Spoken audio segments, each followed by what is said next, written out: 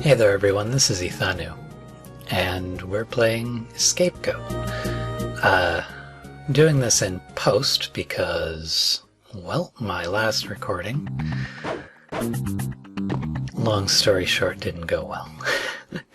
So we're taking it into the Cave of Red Clay, whatever it was, Fireland basically. And here we're seeing me being utterly stumped until I remembered that, you know, I have a mouse. And, well, there were 2 points in this video that I was completely confused as to what to do. This is one of them, because, you know, they don't like, the mouse doesn't like ice, so what do? And the other thing I was stumped with was actually the very end of the following thing. So you're seeing where the cuts are coming in, and you're seeing I finally got the mouse over the loop there, and basically I still wasn't sure what I was trying to do there, but that time I got him again.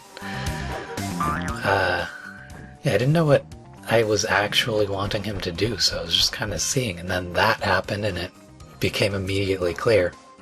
Go figure. There I remember almost panicking because I didn't want to have to do that again. And then you can kind of see the confusion set in again. It had not occurred to me that there was a button there, and they actually affect buttons. And then I was able to, you know, grab the key and go. Strangely enough, like a somewhat legitimate puzzle on the first screen of a world. That I recall certainly having a reaction to. And yeah, again, I was having a hard time paying attention to where enemies, like, were. Not so much where I was this time around, but, you know, the placement of enemies, the fact that they can step on buttons, it was still something that I was getting used to. There, I thought I had screwed up for a second. I was in a near panic. Also, yeah, that rectangle in the bottom, I have no idea. I don't know why that's there.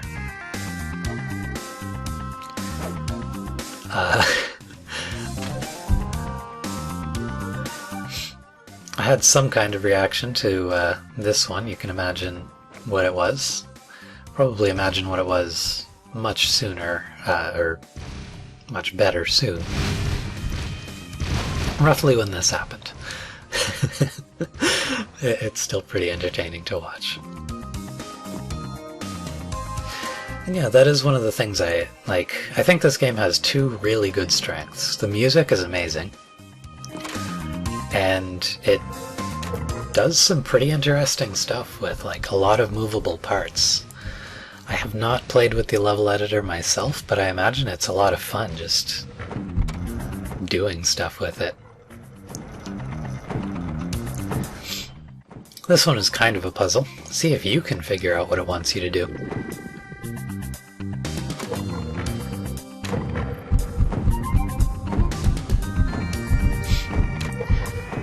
Yeah, that's one of those things, it's a problem I remember having. It's just really difficult to remember you have a mouse when the game doesn't, like, explicitly make you need it all the time. And that's, you know, it's a strength for the game. Because once you actually remember that you have that thing, you know, suddenly the puzzles become more doable. Here I was kind of still trying to work out what it wanted me to do. because, you know, getting crushed, not the best thing. For reference, I hadn't noticed the block there shifting so that I could get through that tiny gap. I thought I was waiting for something. And then realized that I totally wasn't. So I decided to push the button, and then I noticed it. And then I realized that wasn't happening.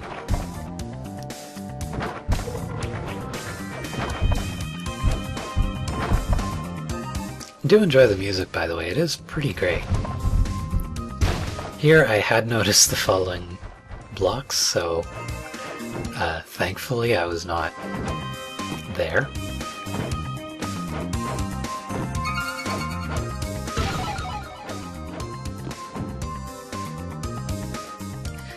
And yeah, part of the reason I mentioned in the last video, I better see what the sheep says. Oh yeah. Here I made a Reaper's joke. But good to know we're slaughtering once innocent beings. Anyway, I made a reference to the second campaign in the last video. Rumor has it that mice and saw blades don't like icy surfaces. Very useful to know, going into the ice place. Basically, I'm not good enough at the platforming in this game for that. The puzzles, I only saw a couple, but they're not so bad. Like, I can figure them out. It's the platforming that is really difficult to deal with. Here I was just really gung-ho about recalling my mouse too soon. Continuously and throughout the entire world. And yeah, I believe I mentioned that I remembered not really liking the electric labs. Yeah, there's reasons for that. Here I wasn't sure what it wanted of me, and I thought maybe I had screwed up by recalling the mouse. But no, it's that one that changes the platforms there. So that was good for me to notice, because I'm so good at noticing.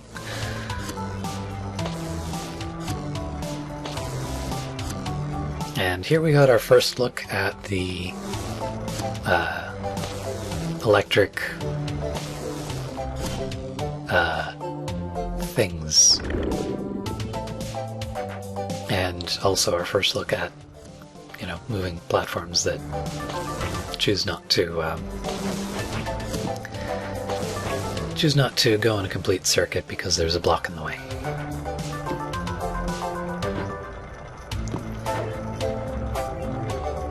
So,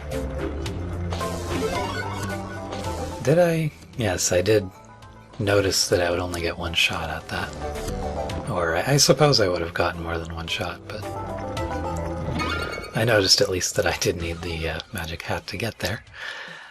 And yeah.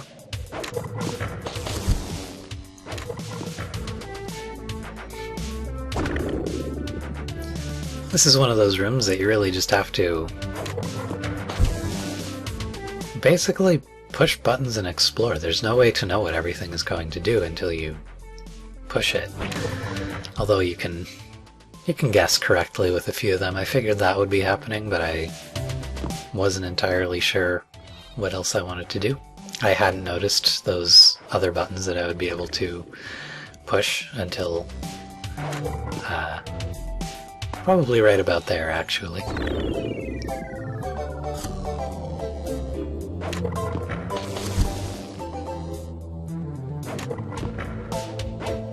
So yeah, that one just pushes it down, and that one pushes that one down, but there's not a whole lot you can do with just that.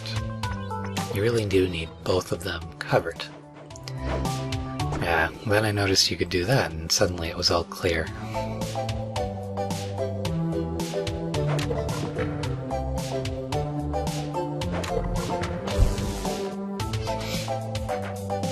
It was right about there that I was, I think, getting the solution to that.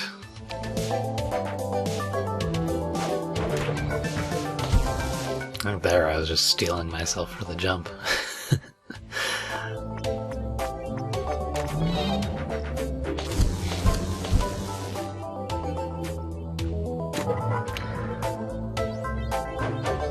And there I was just glad that that opened those, because otherwise I thought maybe I had somehow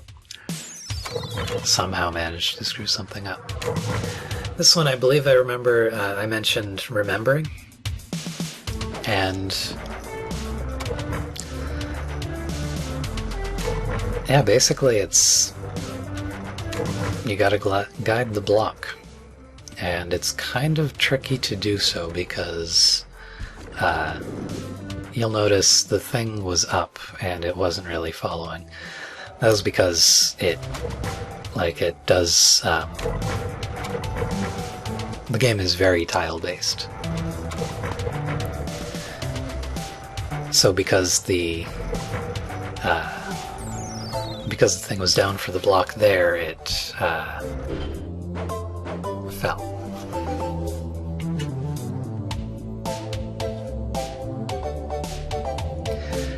And finally, the room that took me a long-ass time to figure out.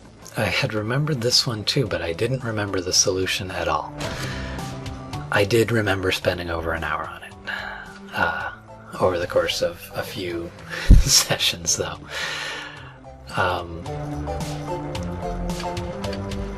Here I only spent about 10 minutes, and you'll see about 4 of them. But yeah, I think I actually left the Electro Labs to go finish a couple of other things first. And yeah, the first of the cuts there, I just wanted to see if the platform would turn around. It does not, strangely enough. And here, what happened here? I think this is where I was beginning to understand that I needed to do something with the switches, but I wasn't really sure what. And yeah, that'll kill you. And yes, here I thought, oh man, I did it. I didn't do it. Don't be stupid. Because there's that in the way. And now you're going to die. Yeah.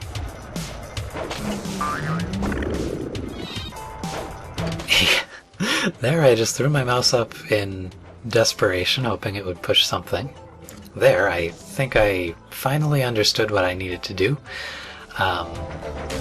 But the... that electricity. And by now it had been almost 10 minutes. I was really running out of steam on the commentary. In fact, I think I was completely silent for this whole run. But you can kind of see the desperately not wanting to die all over the place. And here I was looking at it just hoping that I wouldn't screw up. You can see I dashed just to make sure, because I didn't trust myself to make a 1-block jump off of a moving platform.